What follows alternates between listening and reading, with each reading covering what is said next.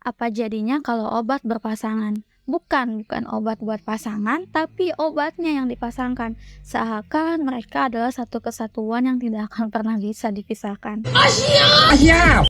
Kamu mungkin sudah pernah dengar tentang ini. Yep, kita akan ngomongin tentang obat dexamethasone yang biasa dipasangkan dengan obat pereda nyeri.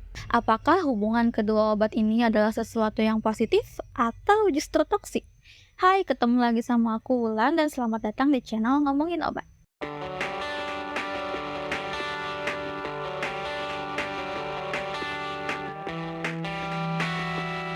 Sebelumnya aku mau cerita dulu nih. Beberapa tahun yang lalu saat aku awal bekerja di apotik, ada seorang pasien lansia yang datang dan meminta obat pasangan. Pada saat itu aku masih belum tahu apa itu obat pasangan. Lalu aku bertanya pada pasien tersebut. Untungnya pada saat itu beliau membawa contoh kemasannya yang kurang lebih seperti ini. Ketika melihat kemasan tersebut, aku langsung tahu bahwa obat yang dimaksud adalah dexamethasone dan natrium diklofenak, yaitu obat pereda nyeri. Kemudian aku bertanya tentang keluhan pasien dan tahu tentang obat tersebut dari mana.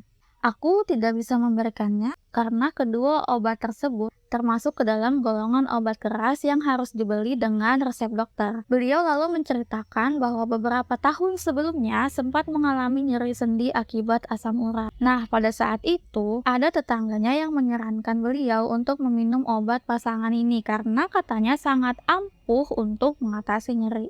Dan benar saja, sekali minum nyerinya langsung hilang. Awalnya beliau mengkonsumsinya hanya 1 kali sehari. Namun lama-kelamaan beliau merasa dosis tersebut tidak cukup untuk mengatasi nyerinya. Semakin lama beliau semakin meningkatkan penggunaannya, yang mengakibatkan ketergantungan sampai di tahap beliau bahkan tidak bisa beraktivitas sama sekali jika tidak mengkonsumsinya. Obat ini menjadi obat yang rutin dan wajib selalu ada. Kemudian aku bertanya lagi, biasanya beli obat ini emang di mana? Beliau menjawab di pasar malam. Nah, karena pada saat itu sedang pandemi dan tidak ada pasar malam dan stok obatnya sudah habis, beliau akhirnya sedikit memaksaku untuk memberikan obat tersebut. Satu-satunya solusi yang bisa aku berikan saat itu adalah menyarankan beliau untuk berkonsultasi dengan dokter dan mendapatkan resep untuk obat pasangan tersebut. Karena jika sudah menggunakan dexamethasone dalam jangka panjang, obat ini tidak boleh langsung dihentikan begitu saja.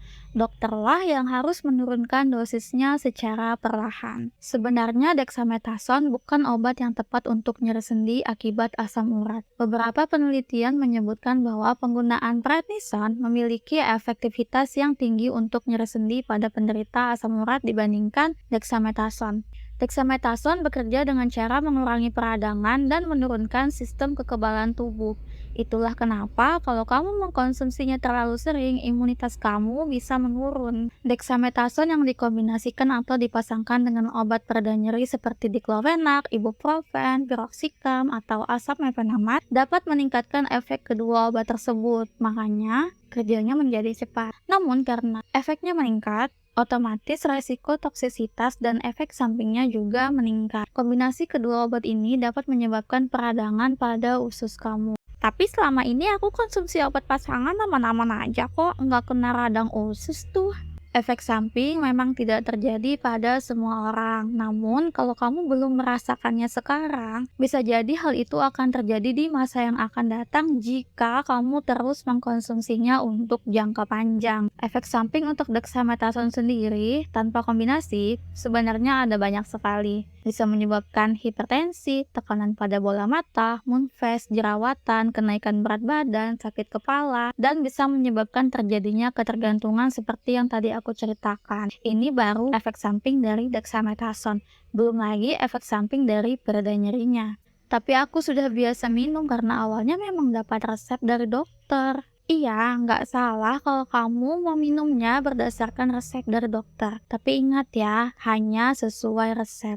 Dalam resep terdapat jumlah obat dan lama penggunaannya. Jangan memperpanjang konsumsi obat atas inisiatif kamu sendiri. Jika memang merasakan sakit padahal obat yang diresepkan sudah habis, maka kamu wajib tetap harus berkonsultasi lagi dengan dokter. Oh iya, satu lagi. Jangan pernah menyarankan orang lain untuk mengkonsumsi obat yang sama seperti resep yang kamu dapatkan. karena reaksi setiap orang bisa saja berbeda walaupun keluhannya sama. Terus kalau udah ketergantungan gimana? Aku tahu melepaskan ketergantungan akan sesuatu itu memang nggak mudah. Namun kamu harus tetap berusaha agar terlepas dari dampak yang lebih buruk di masa depan. Konsultasikan dengan dokter dan mulailah menurunkan dosis obat secara perlahan. Sekian video kali ini, sampai jumpa di video lainnya. Oh iya, jangan lupa subscribe ya. Thank you.